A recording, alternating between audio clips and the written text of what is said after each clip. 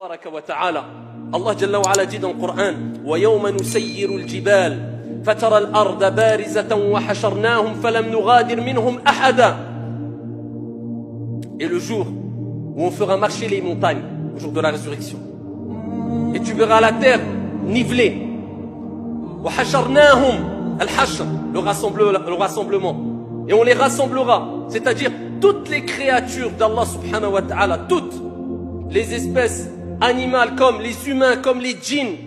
وحشرناهم فلم نغادر منهم أحدا, sans omettre un seul, sans omettre un seul, au jour de la résurrection. وحشرناهم فلم نغادر منهم أحدا وعرضوا على ربك صفا, et ils seront tous alignés en rang devant leur Seigneur. لقد جئتمونا كما خلقناكم أول مرة.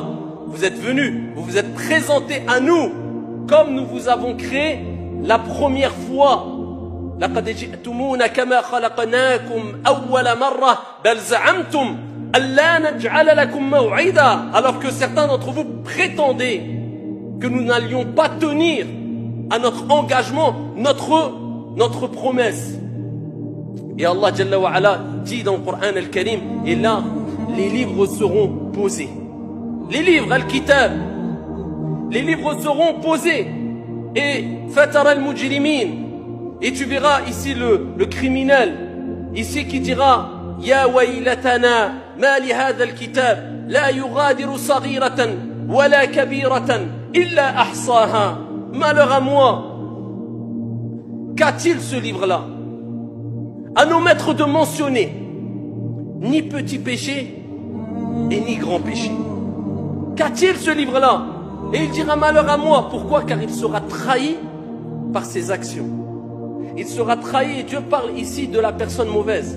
Il sera trahi par son mensonge qu'il avait caché. Il sera trahi par son injustice qu'il a essayé de cacher.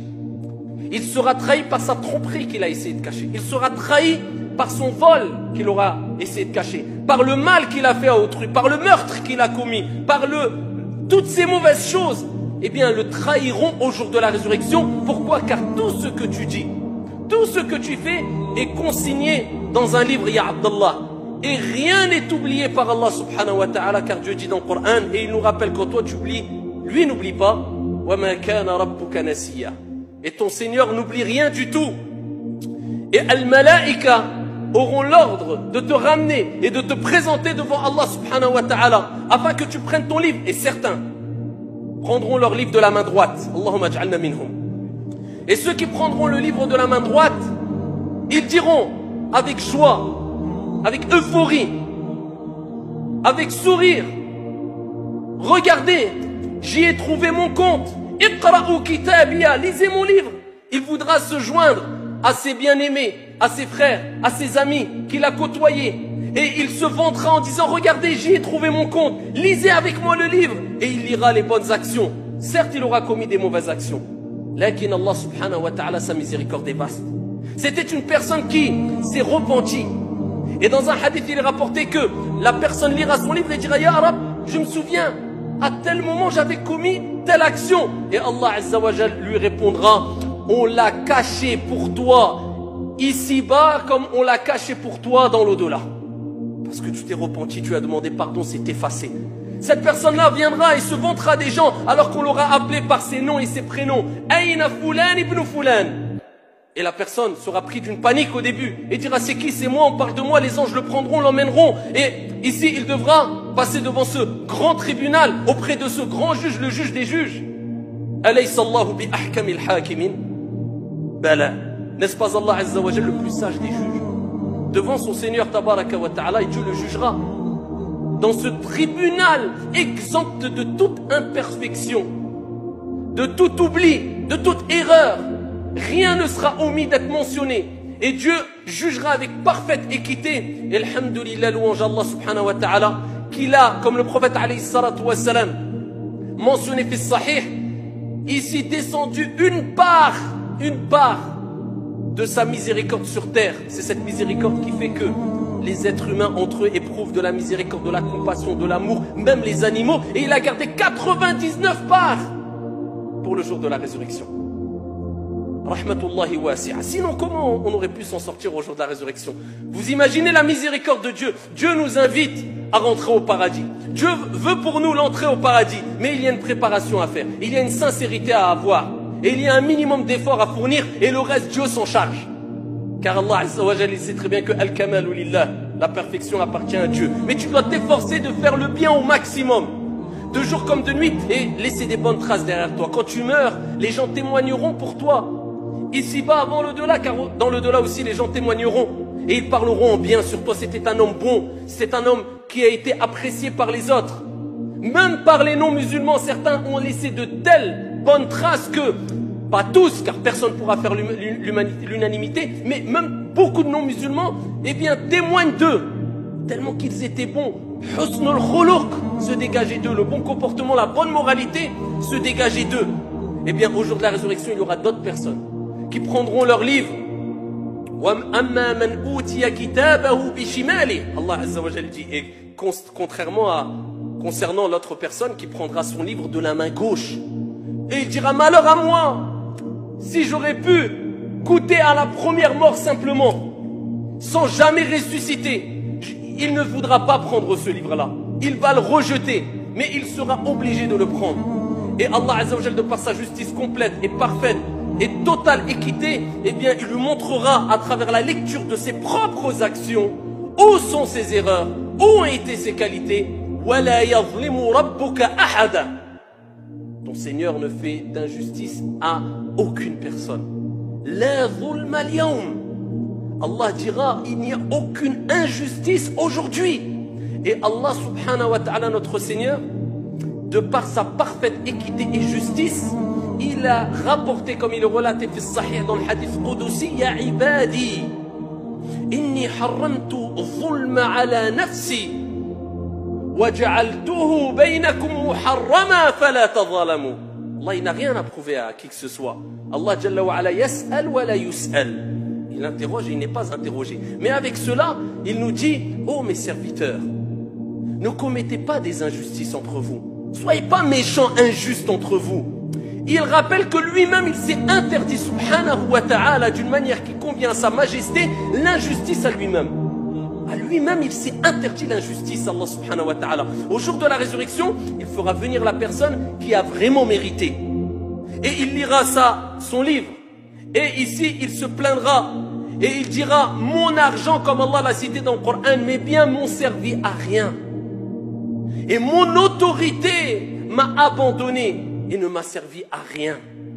يَوْمَ لَا يَنْفَعُ مَالٌ وَلَا بَنُونَ إِلَّا مَنْ أَتَى اللَّهَ بِقَلْبٍ سَلِيمٍ. Dieu dit dans le Coran, le jour où ni les biens ni les enfants ne profiteront en rien, si ce n'est celui qui vient vers son Seigneur Tabaraka wa Ta'ala avec un cœur pur. C'est cette journée où tout le monde va témoigner, c'est-à-dire tout le monde. Allah lui-même, il va descendre d'une manière qui convient à sa majesté à Ardul Mahshar, comme le prophète alayhi salatu wassalam a dit.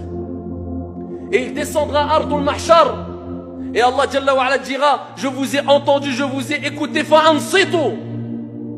Taisez-vous maintenant, c'est moi qui parle. Allah témoignera au jour de la résurrection. Subhanahu wa ta'ala. Mais pas que Allah Jalla wa ala, les prophètes, Ar-Rusul, les envoyés, témoigneront au jour de la résurrection. Le prophète témoignera au jour de la résurrection. Al-Malaïka, les anges, témoigneront au jour de la résurrection. Parfaite équité. Il faut des témoins. Dans toute affaire, il faut des témoins. Dieu fera témoigner, bien s'il veut, il ne fait témoigner personne. Mais pour montrer le jugement parfait, tout le monde témoignera. Même Dieu témoignera. Les anges, les humains, les prophètes, les envoyés. Plus que cela, même ta peau, elle témoignera. Même ton regard témoignera, ta vue, ton ouïe, tes jambes témoigneront. C'est Dieu qui l'a dit dans le Saint-Coran, au jour de la résurrection. Allah Jalla wa ala dit, وَجَاءَتْ كُلُّ نَفْسٍ مَعَهَا سَائِقٌ وَشَهِيدٌ. Au jour de la résurrection, chaque âme viendra avec un guide et avec un témoin, al-malaïka, qui le prendront pour comparaître devant Allah subhanahu wa ta'ala. Imagine ton état au jour de la résurrection. Donc les anges témoigneront. Al-malaïka, la peau, shahida alayhim sam'uhum wa absaruhum wa juluduhum bima kanu ya'malun. Shahida alayhim, Allah dit, témoignera pour ou contre eux. Sam'uhum wa absaruhum, leur oui, ainsi que leur vue sur ce qu'ils faisaient. Ils diront, en regardant ici leur vue, leur ouïe, dans un autre verset coranique, al-julud aussi, la peau.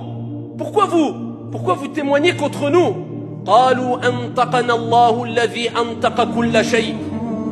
La peau parlera, les membres parleront, dira, et diront, c'est celui qui nous a créé. Allah Jalla wa Ala nous a fait parler, celui qui fait parler toutes choses. Donc, même toi, tu témoigneras pour ou contre toi. Donc, tu ne pourras pas, Ayn al-mafar, kalla la wazar. Pas de fuite. Donc, même si tu veux te cacher, tu ne pourras pas. Tu vas être trahi par tes mauvaises actions si tu en as fait. Ou tu vas être confronté, Dieu merci, à tes bonnes actions. Et ta peau, ton être, ton corps, ce dépôt, cette amana qui t'a été prêté, car c'est un dépôt ton corps, tu ne peux pas en faire ce que tu veux. Et l'âme est sacrée, et le corps est sacré aussi, est important. Donc tu dois le préserver et ne pas ici en faire ce que tu veux comme tu veux, car c'est un dépôt, c'est un prêt que Dieu t'a donné. Eh bien, ce dépôt-là témoignera pour ou contre toi au jour de la résurrection. Ça, c'est le jour, ayyuhal akhya, où il y aura ash-shamsu fawqa ar-ru'us, comme le prophète alayhi salatu wassalam a dit. Le soleil qui sera juste au-dessus des têtes.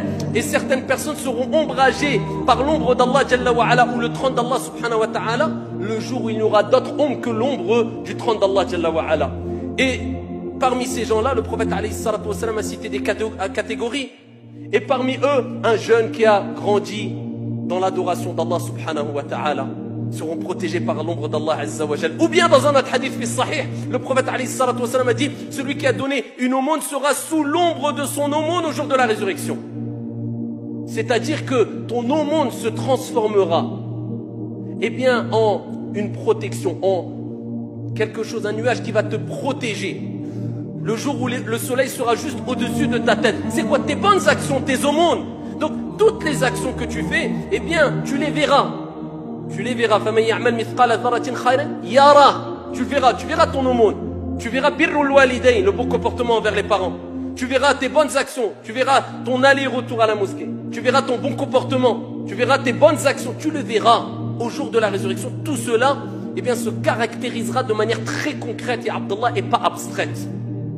Et Allah subhanahu wa ta'ala nous rappelle cette journée-là, au jour de la résurrection, dans plusieurs versets coraniques, et il nous rappelle que cette journée sera tellement difficile que même al-anbiya wa ar-rusul, comme vous le savez, eh bien diront nafsi, nafsi, nafsi, ma propre personne, moi, moi, moi. Sauf le prophète Mohammed alayhi salatu wassalam, qui se prosternera sous le trône du miséricordieux et qui dira ummati, ummati, ummati. Ma umma, ma communauté, ma communauté, ma communauté. Chaque prophète a eu une invocation proposée par Dieu qui était exaucée, qui serait exaucée.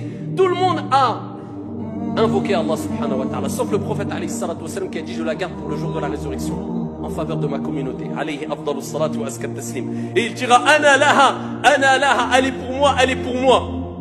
Ash-shafa'atul uzma, la grande intercession. Et au jour de la résurrection, la justice d'Allah sera tellement complète et parfaite qu'Allah Jalla wa Ala appellera même les animaux. Et il donne un exemple dans un hadith. Et il dit que même la bête qui est cornue, qui a donné un coup ici-bas à la bête qui n'avait pas de cornes, rendra des comptes au jour de la résurrection. C'est-à-dire, celle qui a reçu un coup alors qu'elle n'avait pas de cornes pourra rendre son coup à la personne qui l'a frappé. Ça, c'est les animaux. Que dire des êtres humains? Et c'est pour cela que le prophète sallallahu alayhi wa sallam a dit la première des choses sur laquelle rendra des comptes au jour de la résurrection l'être humain, eh bien c'est le mal qu'il a fait envers un autre être humain. Et il parle particulièrement de quoi? Safkud dima, l'effusion du sang. C'est la première des choses sur laquelle on rendra des comptes au jour de la résurrection concernant la relation horizontale qu'on a avec les gens. Première des choses, as-tu versé le sang? As-tu tué? As-tu été un meurtrier? As-tu fait du mal à autrui? Première des choses, le jour de la résurrection, ya Abdallah. Et parmi les premières des choses, ou la première des choses, kama qala alayhi salatu wassalam, sur laquelle on rendra des comptes au jour de la résurrection, concernant cette relation plus horizontale mais verticale avec Allah Jalla wa Ala, la première, eh bien c'est ce que recommandait le prophète sallallahu alayhi wa sallam, même lors de ces derniers instants, ces dernières minutes, ces dernières secondes, avant que son âme sharifa quitte son corps, il disait As-salah, as-salah, wa ma malakat aymanukum. La prière, la prière. Le prophète alayhi salatu wassalam n'a cessé de recommander la prière. Il est mort avec dans la bouche, ou qui sortait de sa bouche, ce mot-là qui est as-salat, la prière. Parce que la première des choses sur laquelle on va rendre des comptes au jour de la résurrection, c'est la prière.